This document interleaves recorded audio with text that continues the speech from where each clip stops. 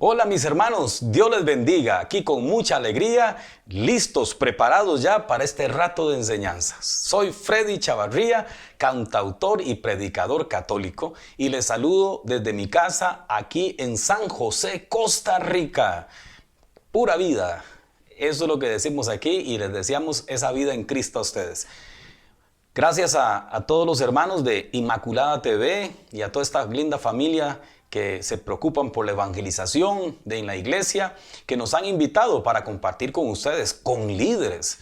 Caramba, este retiro para líderes. O sea, aquí estamos gente que ya no toman leche, sino que están comiendo comida sólida. Y eso es lo que vamos a tratar de compartir. ¡Qué alegría! Motivar servidores, porque necesitamos servidores fuertes, valientes en la iglesia, que en tiempos difíciles se renueven, se reinventen, se puedan nutrir para seguir adelante en esta etapa de evangelización. Hoy yo quiero compartir con ustedes este lindo tema de ser líderes como Jesús. Ese es el modelo que tenemos, a lo máximo que podemos nosotros llegar. No vamos a llegar a ser como Jesús, pero por lo menos es nuestro sueño, nuestra meta a diario, llegar a la altura, que podamos crecer hacia Jesús, crecer en espiritualidad, que vaya menguando, que se vaya haciendo más pequeño nuestro orgullo, todas aquellas cosas carnales que siempre traemos, para que todo lo espiritual que Dios nos quiere dar vaya creciendo. Y por eso es que Dios nos llama a esta linda tarea, a poder imitarle, a ser como Él. Porque seguimos a Jesús, esa es nuestra meta, somos sus discípulos y esa es la clave. Fíjese que Juan el Bautista, dice la Biblia en el Evangelio de San Juan, capítulo 1, que estaba predicando, recuerdan ustedes cuando presentó a Jesús y dijo, este es el Cordero de Dios que quita el pecado del mundo. Y Juan dice que tenía unos discípulos, tenía gente que le seguía a él, pero él no tenía eso en su corazón de que los seguidores eran para él, no. Él se puso feliz porque les presentó a Jesús y les dijo, ya no me tienen que seguir a mí, sigan al Señor. Y eso es nuestro deber como líderes. Siempre tenemos que decirle a la gente, no pongan los ojos en nosotros. A través de nosotros pueden llegar a conocer a Jesús, pero sigan al Señor. Y eso fue lo que hicieron los discípulos. Dice que el Evangelio de San Juan nos dice que ellos se fueron a ver dónde vivía Jesús.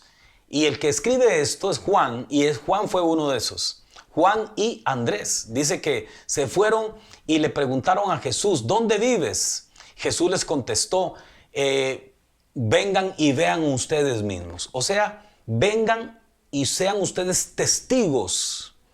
Porque el Señor cuando llama necesita que cada aquel que responde a su llamado sea un testigo. Y dice que ellos fueron, miraron y se quedaron. Hermano, qué lindo. Cuando recibimos una invitación de Jesús y nos logramos quedar. Hay unos que no se quedan, pero usted se quedó. Usted está aquí con nosotros. Y por eso es que estamos compartiendo este tema. Al igual que Andrés y que Juan, ellos se quedaron ahí. Y ven qué hermoso porque dice, fueron pues y vieron dónde vivía y pasaron con él el resto del día porque ya eran como las 4 de la tarde. Fue un encuentro con Jesús tan especial que hasta la hora no se les olvidó. Eran como las 4 de la tarde. No se les olvidó aquel momento especial con Jesús. Para poder nosotros ser líderes como Jesús, tenemos que ser discípulos. Y todo discípulo parte de una experiencia. Todo discípulo arranca, comienza con un encuentro con Jesús. Si no hay ese encuentro con el Señor, si no tenemos un impacto con el amor de Jesús, entonces nos va a costar ser discípulos y sobre todo como Jesús. Todo nace del amor. Por eso yo no sé cuántos de ustedes tienen apuntado ahí la fecha y hasta la hora. ¿Cuándo tuve yo un encuentro con Jesús? Y tienes que saber eso, porque Jesús vino, nació en Belén y el día que nació en Belén partió la historia en dos. Por eso es que en el mundo se conoce la historia como antes de Cristo y después de Cristo. Cuando viene la vida de una persona también sucede lo mismo. Nosotros tenemos que saber que mi vida, cómo fue antes de Cristo y cómo es después de Cristo. Tiene que haber sucedido un nacimiento en nuestro corazón, un impacto. Por ahí empezamos. Lo decimos porque hay muchos líderes en la iglesia que les hace falta un encuentro con Jesús. Han escuchado del querigma, pero no han vivido la experiencia. Y tenemos que orar. Ya hay sacerdotes, hay religiosos, hay coordinadores, hay gente muy empeñada, muchos servidores, pero que no conocen a Jesús porque no han tenido un impacto. Pero primera regla, tener ese encuentro con Jesús. Para empezar a ser discípulo. Y fíjese que el ser discípulo del Señor, el tener ese encuentro con Jesús, por eso es tan importante el encuentro, nos hace inmediatamente salir a buscar más discípulos para el Señor. Porque este amor nos impresiona tanto que hay una necesidad en nuestro ser de ir a buscar a otros. Y eso fue lo que hizo Andrés. Inmediatamente le dijo a Jesús: Señor, la estoy pasando tan bien y es tan maravilloso estar contigo que yo quiero que también mi hermano te conozca. Y Andrés lo que no se imaginaba es que Jesús tenía un proyecto grande para su hermano. Ese es nuestra labor, es nuestro pensamiento todos los días. Señor, ayúdanos a llevar gente a la iglesia, a llevar gente a tus pies, porque quizás ahí está el futuro sacerdote, ahí están futuros predicadores, cantantes, servidores, futuros políticos, futuros personas que van a tener puestos de poder y que van a bendecir una nación. Tenemos que actuar de esa manera y sin egoísmos. No diciendo, ay, este como que tiene más carismas que yo, este como que un poquito más pulido y a lo mejor resulta hacer las cosas mejor que yo. Mejor lo apartamos, mejor lo callamos. Hermano, así no funciona el reino de los cielos. Porque el Señor le tiene destinado a cada persona una misión, un proyecto. Y si hay personas que vamos a discipular y Dios les tiene que llevar a proyectos más grandes que el que nos ha dado a nosotros, gloria a Dios. Pero tenemos que quitar esos egoísmos de la iglesia. ¿Cuántas personas que no se les da oportunidad? Porque hay líderes que no quieren soltar. Y yo no digo soltar, dejar un cargo, no. Si usted es bueno en lo que hace, siga haciéndolo. Pero dele oportunidad a otros, impulse a otros, que otros también levanten ministerio, que otros también tengan participación, que otros también puedan desarrollar. Pero muchas veces vemos tantos errores en la iglesia donde tratamos de opacar a otros que se nos convierten en amenaza. ¿Y en amenaza por qué? Porque estoy con temor de que me quiten el puesto, que me quiten la popularidad. Como que me gusta muchas veces cuando llegamos a ser líderes ser un poquito más populares. Y todo el mundo nos busca, todo el mundo nos invita, pero vemos ya a otros como amenaza. Vemos que a otros les aplauden más, que a otros los llaman más y ya comenzamos con celos.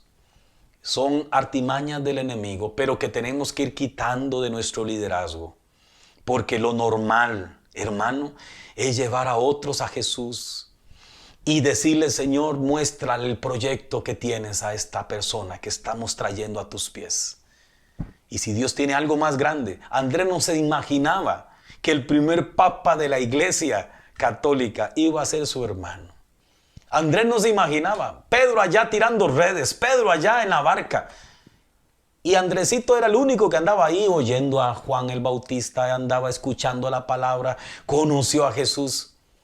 Y cualquiera pudo haber dicho: Andrés, algo bueno Dios le va a dar. Sí, le dio algo bueno, claro, lo hizo apóstol. Pero no se imaginaba que había un proyecto grande para su hermano. Y ese es lo que nosotros tenemos que luchar. Señor, ayúdanos a ganar almas para ti. No fama para nosotros, no reconocimiento para nosotros, no aplausos para nosotros. Almas para ti, porque Dios sabrá qué le va a dar a cada uno de ellos. Pero lo importante de todo esto es que se hicieron discípulos. Hubo un proyecto, un impacto. En el Antiguo Testamento, el Señor marcó un estilo de discipulado. ¿Cómo se hace alguien discípulo? Y ese ejemplo lo dio a través de dos grandes profetas, uno ya consolidado y uno que venía de camino, Elías y Eliseo. En el primer libro de Reyes, capítulo 19, en el versículo 9 en adelante, 19. Primero de Reyes, 19. Es ese encuentro de Elías con Eliseo. Y dice la palabra de Dios que partió allí y encontró a Eliseo, hijo de Safat, que estaba arando. Había delante de él 12 yuntas y él estaba en la 12ª. Pasó Elías y echó su manto encima. Él abandonó los bueyes, corrió tras Elías y le dijo: déjame ir a besar a mi padre y a mi madre y te seguiré.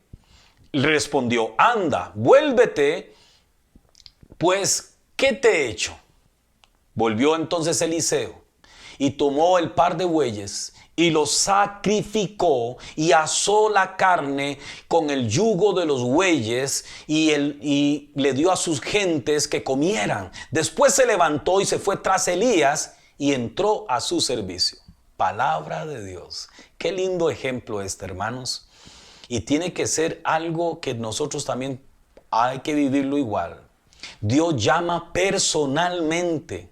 Hay un llamado. Así como Elías echa el manto sobre Eliseo, le está haciendo un llamado. Echar el manto significaba en el Antiguo Testamento la personalidad. Le estaba diciendo: yo soy profeta y ahora tú serás profeta. Es decir, vas a ser un discípulo. Dios llama personalmente. Dios no llama en puños, no. Dios tiene un llamado. Por eso el encuentro con Jesús es personal. Y hay de muchas formas, hay de muchas maneras en que Dios nos llama. A unos de una manera, de otra forma. Utilizó una canción, una oración, un retiro. A cuántos nos ha llamado a través de un sueño, tantas cosas. Pero es una relación personal. Dios tiene escrito tu nombre en el libro, en su agenda, y dice: este es el llamado que le voy a hacer. Así a usted. Y Dios sabe en qué momento te hace el llamado. Es personal. Porque hay una vocación. Porque Dios tiene una misión, tiene un trabajo, un proyecto que quiere que usted desarrolle. Por eso dice que la respuesta de Eliseo fue libre. De hecho, Elías le dijo: si quieres ir a despedirte de todo el mundo, haz lo que quieras, sos libre. Si quieres irte y no volver, pues también eres libre. Y Eliseo fue libremente. Porque la respuesta es libre. Ya no hay castigo como lo hacía el Señor, que el que no le obedecía allá en el desierto, recuerdan, bajaba fuego del cielo, se los tragaba la tierra. Ya no. Ahora la respuesta es una respuesta libre. Porque la actitud que toma Eliseo, libremente toma sus bueyes, los sacrifica y con el arado hace una fogata y comienza a cocinar la carne. O sea, aquí en Costa Rica decimos carne asada hubo ese día. Dirán los argentinos, un asado para todos. Hubo fiesta, hermano. Sacrifica los bueyes, porque toda respuesta libre a Dios significa un sacrificio. Cuando damos la respuesta al Señor, es una respuesta libre, pero también conlleva un sacrificio. Es dejar un estilo de vida, es dejar pensamientos erróneos, es dejar el pecado. No se puede aceptar un llamado de Jesús y cargar con un pecado, arrastrar un pecado. Por eso es inmediatamente que un discípulo de Jesús tiene que entrar en sanación interior. Si algo abunda en nuestra iglesia, son líderes enfermos. Líderes que no se han querido sanar. El problema no es que estés enfermo. El problema no es que vengas a la iglesia enfermo. El problema es que no entres en el tratamiento. Que no te pongas a tratar de empezar a superar y a sanar áreas en tu vida. Porque vas entonces a servir enfermo. Y eso no puede ser. Un sacrificio, cuando estamos dispuestos a dejar un vicio con tal de servir al Señor. Estamos dispuestos a dejar nuestra forma anterior de vivir. Si éramos personas violentas, si éramos personas irascibles, si éramos personas mentirosas, si éramos personas que estafábamos, somos capaces de cambiar porque estamos dispuestos a un sacrificio. Aunque lloremos muchas veces, aunque no sabemos ya qué hacer, pero el amor lo puede más. Un sacrificio. Por eso no te quejes, hermano. Cuando alguien te dice, es que eres coordinador, es que eres líder, es que estás a cargo, tienes que dar más ejemplo, y que a veces uno revienta y dice, es que yo también soy hombre y soy persona. Hermano, cuidado, es un sacrificio. Tienes que aprender a escuchar para poder seguir cambiando. Toda respuesta libre al llamado de Dios se convierte en una fiesta. ¿Qué hizo Eliseo? Una fiesta, hubo carne asada, allí hubo una gran celebración, y así es cuando Jesús viene a nuestra vida. Sucede una fiesta, hay una fiesta linda en nuestro corazón, sentimos gozo, y esa es la fiesta que siempre nos tiene que animar. En tus momentos más tristes, en tus momentos en que te sientas más solo, cuando te sientas menos apoyado, cuando quieras tirar la toalla por lo que estás ejerciendo y lo que estás haciendo, recuerda, Señor, quiero volver a sentir aquella fiesta, para recordar que yo estoy sirviendo no por la gente, no por algunas personas, estoy sirviendo por amor a Dios. Para recordar que esa fiesta es mi encuentro con Jesús y que yo le he prometido servirle siempre y estar con Él siempre. Y que no depende ese servicio, ese llamado, de lo que otros me den, de lo que otros me apoyen, de lo que otros puedan también ofrecerme, de que todo salga bien. No, de eso no depende de las circunstancias. Depende de la alianza de amor que Dios hizo conmigo. Que Dios, a pesar de que yo fui un pecador, quiso morir por mí. Lo apostó todo por mí. Y me ha llamado a pesar de mis defectos para que yo le sirva. Esa alianza de amor, que Dios me recuerde siempre esa fiesta en mi corazón. Cuando me sienta triste, cuando yo diga ya no vale la pena seguir. Yo tengo que recordar, eso es lo que llamaría San Juan en el Apocalipsis, volver al primer amor. Recuerda siempre la fiesta en tu corazón, recuerda siempre el gozo cuando recibimos a Jesús, cuando empezamos con aquellas ganas, cuando todo nos llegaba por dentro, cuando escuchábamos una canción y ya nos bajaban 2 lágrimas. Si hoy escuchas todo un CD o todo un concierto y no te hace nada, hermano, entonces dile, Señor, que yo vuelva a ese primer amor, a esa fiesta. Porque los grandes momentos se celebran siempre con una fiesta, con un banquete. Los grandes momentos siempre están acompañados de fiesta. Y ya no hay arado. Caramba, desarmó el arado y lo que hizo fue un gran fuego ahí para poder cocinar la carne. Imagínense. Ya no hubo arado. Desarmó todo. ¿Sabe qué quiere decir eso? Ya no se puede volver atrás. Decía Eliseo, yo antes fui agricultor, ahora seré profeta. Eliseo llega a ser un gran profeta. Recoge el manto. Pero él dejó algo radical. Yo no puedo volver atrás. Por eso sacrifico los bueyes, sacrifico todo lo que tengo. Ya no tengo cómo volver a ser agricultor. Por eso, querido hermano, no puedes volver atrás. Si te han dado ganas, o quizás, cuidado si alguno de ustedes ya está volviendo atrás. Ya está como queriendo meterse otra vez en el vicio que había dejado. Algunos han superado, porque la fiesta era tan grande, superaron esa etapa, esas áreas fuertes, por ejemplo, de pornografía. Pero te has visto tentado últimamente a estar visitando páginas. Puedes estar cayendo de nuevo en la trampa del enemigo. Estás volviendo a reconstruir el arado. A ver cómo pones bueyes otra vez. Ya has perdido la paciencia. Tu carácter comienza a ser igual que antes. Superaste aquella etapa donde decías malas palabras y la gente comenzó a notar ese cambio. Pero ahora estás volviendo. Ahora como que ya no te da tanto temor. Está cantando gloria a Dios, aleluya, y después de vociferar cualquier cosa ante una persona que te hace alguna ofensa. Entonces tenemos que recordar, no se puede volver atrás. Quema si aún te queda algo, si aún hay cosas que te son propicias para pecar y te hacen sentir mal, entonces aprende a destruir lo que te puede ligar con el pasado. Si tienes que quitar amistades aún que no has quitado, eliminar números de teléfono de personas que no te convienen, quitar actividades, cuántas cosas, solo tú sabes. Pero tienes que quemar lo que te puede significar volver atrás. Y eso mismo fue lo que vino a hacer Jesús en el Nuevo Testamento. Ese mismo esquema para venir a hacer un llamado. Ahora, Jesús viene al mundo, ¿para qué? Viene a revelarnos al Padre. Jesús es el rostro visible de Dios. San Juan 4:34 nos dice: mi alimento es hacer la voluntad del que me ha enviado y llevar a cabo su obra. Palabra de Dios. Jesús dice: yo vengo a mostrarles cuál es la voluntad del Padre para que ustedes la sepan, la comprendan, la vivan. Después también en el capítulo 6, versículo 38, dice: porque he bajado del cielo, no para hacer mi voluntad, sino para hacer la voluntad del que me ha enviado. Jesús nos viene a revelar la voluntad del Padre, pero Él es el primero en cumplirla. Él se pone a vivir en hacer la voluntad del Padre. O sea, somos discípulos para hacer la voluntad del Padre. Así fue la Virgen María.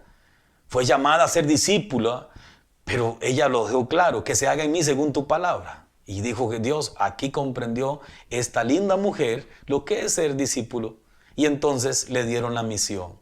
¿Será que solamente en los momentos buenos o convenientes debemos cumplir con la voluntad del Padre? No. El mismo Jesús también lo dice en San Juan 12:27. También en los momentos más difíciles tenemos que cumplir con la voluntad del Padre.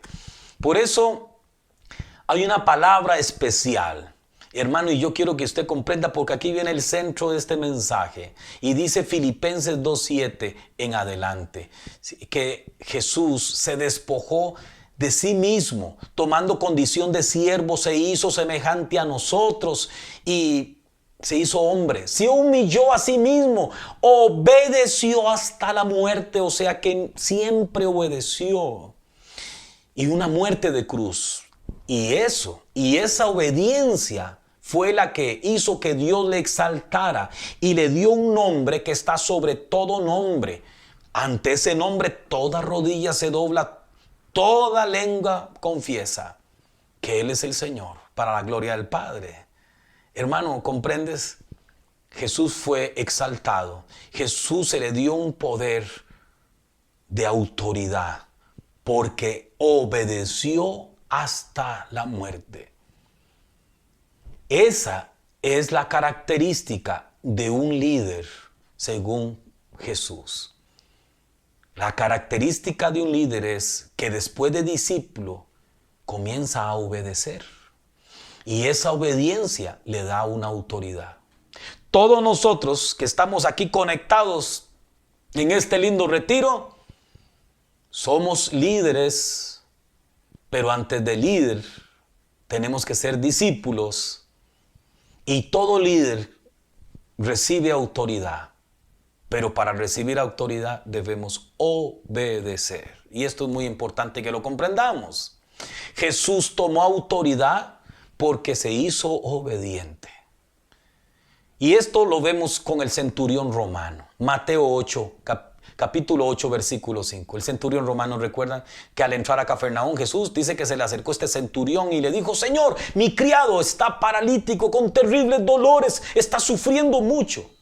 Y Jesús le dijo: yo iré a curarle. Y este hombre sale con estas palabras hermosas que se incorporaron en la misa: Señor, no soy digno de que tú entres en mi casa, pero basta una palabra tuya y mi criado sanará. Oh, bendito sea el Señor. Pero aquí es donde viene el mensaje. Porque le dijo: porque también yo, que soy subalterno, tengo soldados a mi mando y los ordeno. Y les digo a este: vete y va, y al otro: ven y viene, y a mi siervo: haz esto, y lo hace. Y dice la palabra que Jesús, al oír esto, quedó admirado de este hombre. Os aseguro que en Israel no encontraron a nadie con tanta fe. ¿Pero por qué Jesús dice eso? Porque este hombre comprendió: yo soy subalterno, tengo soldados a mis órdenes. No porque eres poderoso, Jesús, no porque tenga fe en ti, no. Es porque tú tienes poder, porque eres obediente. Di una palabra, di una palabra. Porque yo que soy subalterno, mando a mis siervos también. Porque yo, que obedezco a la autoridad superior, tengo autoridad para mandar. Porque yo reconozco que tú eres obediente al Padre, por eso la enfermedad te obedece. Porque tú eres obediente a Dios. Esa enfermedad también te va a obedecer. Di una orden, Señor, porque tú estás bajo autoridad, entonces puedes mandar.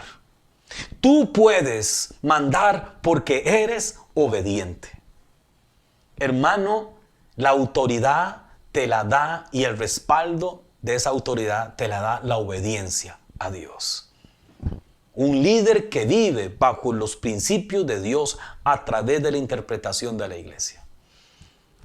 A Dios se le obedece, eso sí, en la iglesia. La autoridad, recuerda esto, es una palabra griega, exousia, y es algo que viene de afuera. No algo que yo tengo, sino es algo que se recibe. Jesús solo ordena y esa enfermedad te va a obedecer porque tú obedeces al Padre. Es algo que se recibe. ¿Cuál es el secreto?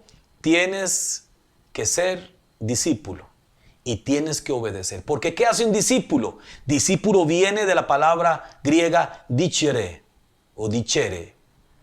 Significa dicho del maestro.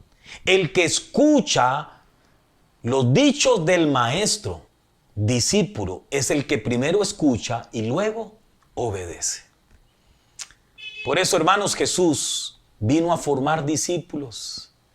Nos dijo, vayan por todo el mundo y formen discípulos. Tenemos nosotros que hacer que otros imiten a Jesús. Como San Pablo que decía, imítenme a mí como yo imito a Cristo. Tenemos que tener una espiritualidad que nos haga a nosotros mostrarnos a los demás como otro Cristo. Y los demás van a ver que nosotros obedecemos a Jesús. Y esa obediencia nos va a dar autoridad para que también podamos decirle a otros, tienen que ser discípulos.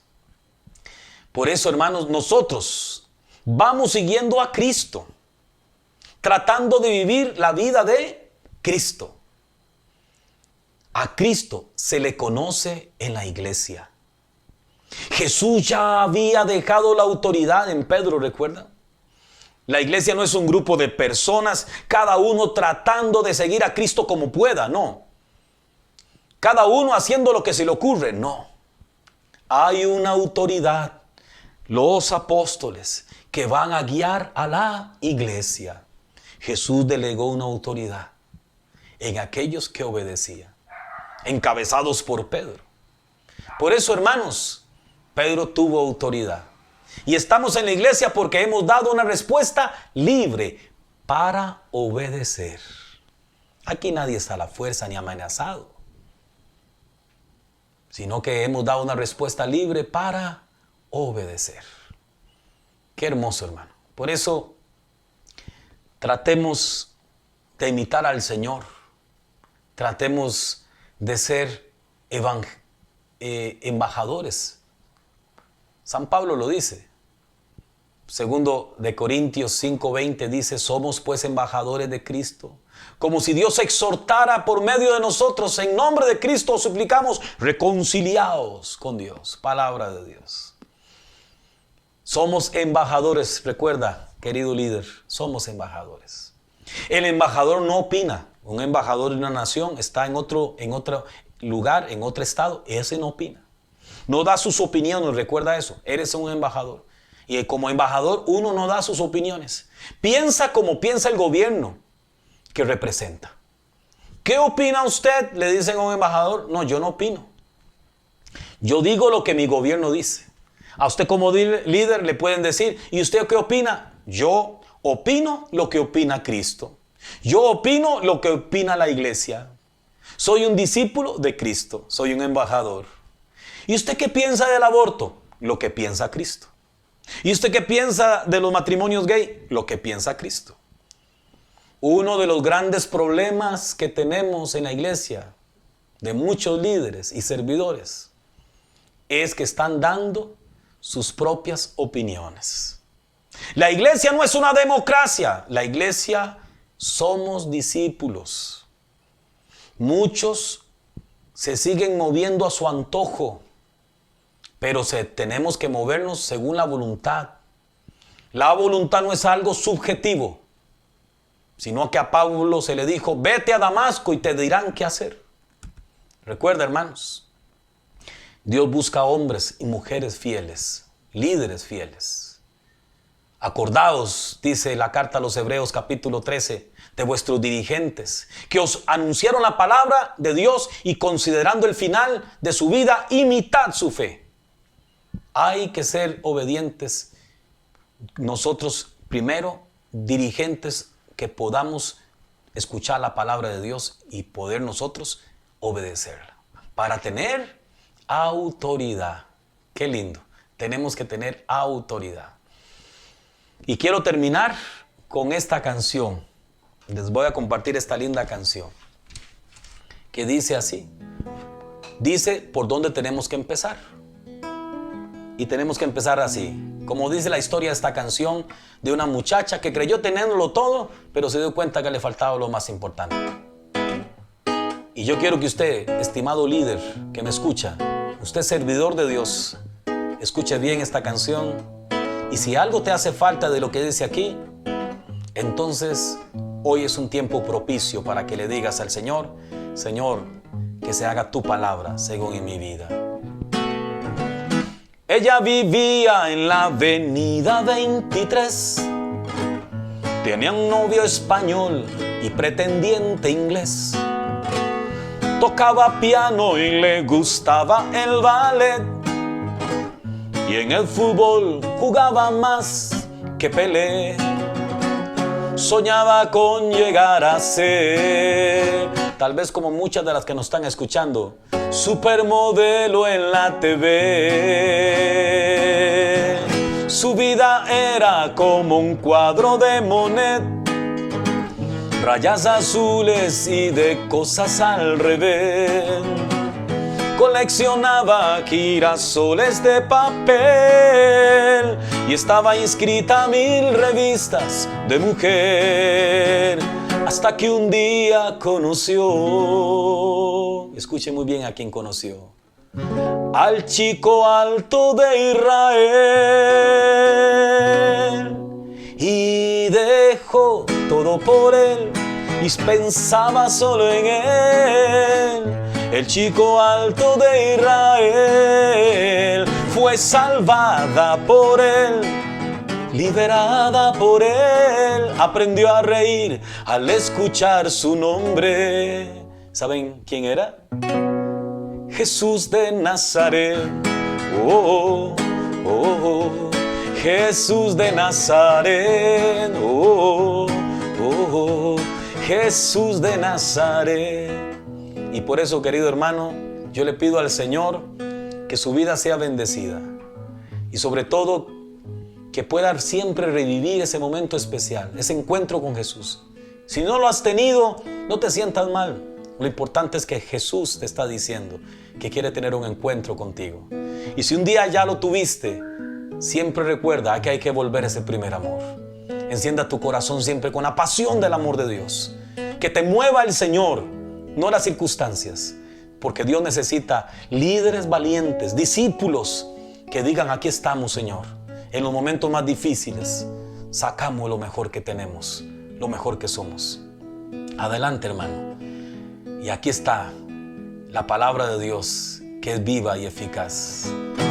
Fue salvada por Él, renovada por Él, y aprendió a reír al escuchar su nombre. Jesús de Nazaret. Oh, oh, oh. Jesús de Nazaret. Oh, oh, oh. Jesús de Nazaret. Queridos amigos y hermanos en Cristo, gracias por poner toda esta atención, gracias por permitirme entrar a sus casas y por ser parte de este lindo retiro. Sigan disfrutando, hay muchas cosas más que Dios tiene este día, un sábado hermoso en que ustedes pueden seguir compartiendo la palabra del Señor. Gracias a Inmaculada TV y a toda esta familia linda, con Henry, todos los ecuaces que siempre están buscando bendición para su pueblo, que sigan llevando esta palabra. Y sigan apoyando este ministerio para que podamos seguir teniendo estas bendiciones. Muchas gracias, me despido y que sigan pasándola bien porque estamos hoy en contacto con el Señor. Hasta pronto.